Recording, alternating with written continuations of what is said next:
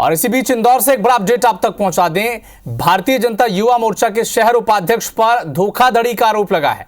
BJP प्रदेश कार्यालय तक BJP Yuva Morcha उपाध्यक्ष की शिकायत पहुंच चुकी है। लगातार शिकायत के बाद भी अब पार्टी कभी भी कार्रवाई कर सकती है। उपाध्यक्ष कपिल गोयल पर जमीन के नाम पर लाखों रुपए की धोखाधड़ी का आरोप है।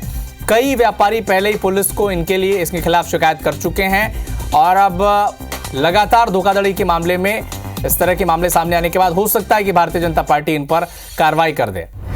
फर्जी रजिस्ट्री, जमीन पर कब्जा, दूसरे की भूमि अपनी बताकर पैसे ऐंठने का आरोप, ये बड़े गंभीर आरोप हैं भारतीय जनता युवा मोर्चा के उपाध्यक्ष पर और पुलिस अब मामले की जांच में जुटी है। और जब इस तरह के मामले, इस तरह की शिकायत बड़े स्तर पर सामने आई तो भारतीय जनता पार्टी भी अब कार्रवाई इन पर कर सकती है।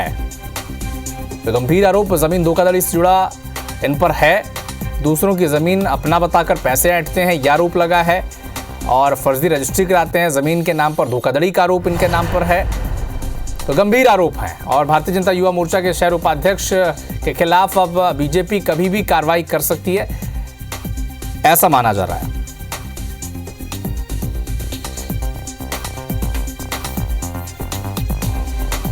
तो एक बड़ा अपडेट आपको इंदौर से बता दें। भारतीय जनता युवा मोर्चा के उपाध्यक्ष, इन पर धोखाधड़ी का आरोप लगा है और इसी खबर पर अधिक जानकारी के लिए हमारे सहयोगी अंशुल मुकाती इस वक्त हमारे साथ लाइव जुड़ चुके हैं। अंशुल, एक गंभीर आरोप भारतीय जनता युवा मोर्चा के उपाध्यक्ष कपिल गोयल पर जमीन के नाम पर लाखों रुपए की धोखाधड़ी का आरोप इन पर है।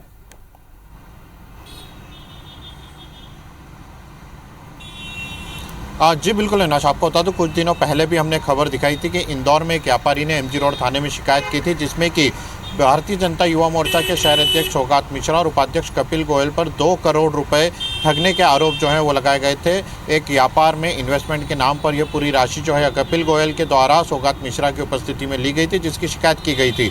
और अब इस पूरे मामले में एक नई शिकायत जो है वो शहर उपाध्यक्ष कपिल गोयल की जो है वो सामने आई है, जो कि इंदौर के खजराना थाना क्षेत्र की। खजराना थाने में यह आवेदन जो है यह फरियादी के द्वारा दिया गया है कि कपिल गोयल के द्वारा एक प्लॉट की फर्जी रजिस्ट्री करवा करके उसे प्लॉट बेचा गया और यह शातिर कपिल गोयल ने इस रजिस्ट्री को, ई रजिस्ट्री को भी फर्जी तरीके से कर डाला। मतलब कि आप समझ सकते हैं कि जो सरकार के द्वारा प्रावधान बनाए गए थे कि ई रजिस्ट्री से इस तरह की धोखाधड़ियों पर लगाम लगेगी, उसमें भी कपिल गोयल ने धोखाधड़ी कर डाली और ई रजिस्ट्री के माध्यम से यह प्लॉट जो है एक फरियादी को बेच दिया। इस फरियादी के बाद जब इस पूरे मामले में कपिल गोयल से बात की गई तो कपिल गोयल की तरफ से राशि वापस लौटाने की बात कही गई और जो चेक दिए गए वह चेक भी बैंक में बाउंस हो गए। इसके बाद आरटीजीएस के कुछ नंबर जो है कपिल गोयल के द्वारा बताए गए, जो कि वह भी फर्जी निकले, जिसके बाद थक हार कर फरियादी ने इंदौर के खजराना थाना में पूरे मामले की शिकायत की और पूरे मामले में कपिल गोयल और साथ ही उनकी पत्नी जो है उन पर आरोप लगाया गया है कि इनके द्वारा जालसाजी कर